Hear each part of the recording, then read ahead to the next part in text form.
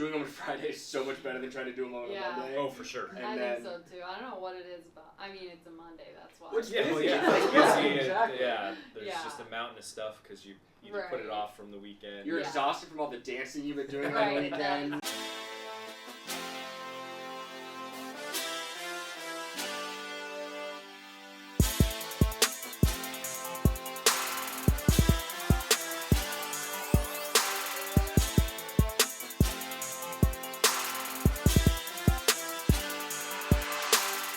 Welcome to the Myriad Show. It's been a few weeks since we've done one, so apologize for that. But we are back, and we are going to start putting these out regularly.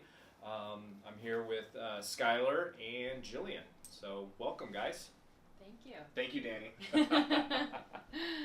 All right, so my first question for you guys is, what are your views on organized trailer parks? You know, where everyone has, like, it's almost a home where they can move it, but it's all organized and it's like a little community. When you ask what are our views on it, do you mean as a investment, as a neighbor, as a... I guess just what do you think of them? Do you think that they affect the real estate market at all in terms of like other homes or other like apartment communities or things like that? Absolutely. I think that trailer park communities like that tend to be on the outskirts of the valley. Mm-hmm. And if there are, which there are here in Phoenix, ones located interior, most people don't want to live close to them because they have kind of a negative overall connotation. And I do think that they kind of affect property values. Whether for the most part, homeowners want to live next to homeowners. Mm-hmm. So homeowners don't even like to live next to apartments in general. So this is almost higher turnover rate than apartments. You can lease the land, but you own the mobile unit on top of it. So people come and go a lot. And typically what will happen as they're built on the outskirts and then the city expands, they're a hot target to be redeveloped into something else just because it's a good thing to own as far as a landlord goes because you don't have much expense. You basically own the land and rent off everything else, but it's just a matter of time until the value around it gets so valuable that a developer is going to come in there and turn it into apartments, turn it into houses. Okay. Good question. My grandparents live in one of those, and so I was just curious. Well, I hope we did not Because, insult. Yeah, your no, grandparents. because I had never seen anything like it. You know, like in Minnesota, they don't have things like that. So I just thought it was interesting because there are a lot of them. And that's the thing. It's cool for like the consumer, which is why I asked from which mindset, because neighbors don't like them because they just want to live next to people permanently. Right, that makes sense. And for them, it's cool because you can just, we'll stay here for 6 months, and now we're gonna go here for 8 months, and you can travel, and you're just taking your house with you. Right. Yeah, it's kind of cool. There's another type that are called manufactured homes, and those are either single wide or double wide, where basically they build the house off location, and then you kind of see them if you're traveling between states. They're always on the big semi trucks, and they bring them to the location and put them together on the lot. They typically are not, they're fixed to the land, but there's not a foundation poured into the ground. So those tend to be a little bit higher quality than your mobile parks. Okay. Interesting. Yeah. Cool. What else you got? This is a question from Cyrus. What are your favorite coffee shops in the valley? And you can't say Starbucks. Well, I'm gonna say Starbucks because it is my favorite. I know, mine too. Because I can be in my car at my house, ready to leave, mobile app order it, walk in, pick it up on my way to the office while those suckers are waiting in line or in the drive-thru. Right. So until everyone else catches up with that, it takes priority. But in addition to that, if you actually have to go inside and sit, Lux down the street here off Central is pretty good. And then it's 68th Street and Indian School. I'm blanking on the name. We're going to have to add it in later. Echo Coffee, thank you. I'm an espresso snob, and those are the two places with the best espresso in Phoenix. Okay, cool. For me, my favorite two places, one's in Scottsdale off Via De Ventura and Hayden, called the Roastery. And for me, they just have the best coffee. They roast their own beans in the shop, and they also have really good food. And then my other favorite is in Tempe, where I used to live, called Steve's Espresso. Big fan of their coffee as well. Nice. Yeah. Thanks, Cyrus, for the question. Cool. What are the top 5 things to do to your home before you sell? Top 5 things to do to your home before you sell. Well, I think curb appeal is a huge one. So you want to make sure that the landscaping and the exterior of the property, the front of the property, are just cleaned up and in the best quality that it can be. The second thing I would say is declutter the inside. So if you have smaller spaces or a lot of things on the wall, you want to kind of remove some of that larger furniture, remove some of your family photos, and just kind of overall declutter and just organize the property. Keeping it clean and maintained on the inside's another one. So that's 3. What do you think? I would say in general, if you want to increase the odds of selling your house as much as possible, you want to reach the most amount of buyers as much as possible. So people overlook things as making it as easy to show as you possibly can. Some people will say, yeah, well, I list my house, but I don't want to show it Monday through Friday or every other Saturday. And it's like, you're going to miss out on a big swath of people at that point. Everyone has a room or a little thing in their house that they've either put up with and don't think is a big deal because they've gotten used to it, or they don't think it's that weird. Other people do think it's weird, and it becomes you being known as that like weird house that had that weird thing. Right. So be real, be self-aware, understand what your house actually is, and don't look at it through your own eyes. Look at it through a buyer's or a potential buyer's eyes, and just try to make it as a blank slate as possible. We've talked about taking your family photos off the wall, replacing them with mirrors. Doesn't sound like it's a big thing, but when someone walks through the house and they see them in the house instead of your family, it's a good little psychological effect.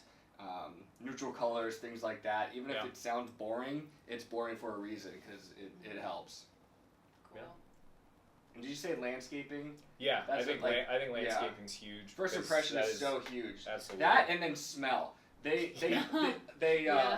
it's a cliche to have cookies cooking in the oven when you do an open house and stuff. But it's cliche because it works. Absolutely. And I've seen people do it. All that stuff works. Absolutely. Smell is a big thing. Smell is a huge good, thing. If you walk into a home and it smells of animal, and that's like what greets you. And if it's your animal, you might not smell it. Yeah, people become nose deaf. Yeah. To their own smell. So if you know a showing's going to happen, I would say open up all the windows and doors to allow some of that fresh air to come in. Because smell's a big one. So yeah. Especially condos or apartments and stuff too. Yeah. And that's really big in the summertime here when it starts to get warm. Everybody keeps their house locked up, so those smells can really start to percolate in your house. All right. I think we've got time for one more question if you got something. All right, yeah. When you are making an offer on a home, how do you distinguish yourself if there are multiple offers being made? So if you're in that kind of situation, I am a huge proponent of writing a personal letter addressed to the seller, and in that letter also including photos of your family. If you're by yourself but you have a pet, include your pet. The offer process these days has become so cold and impersonal because everything's done electronically. You know, we write the offer, we send it to the client electronically.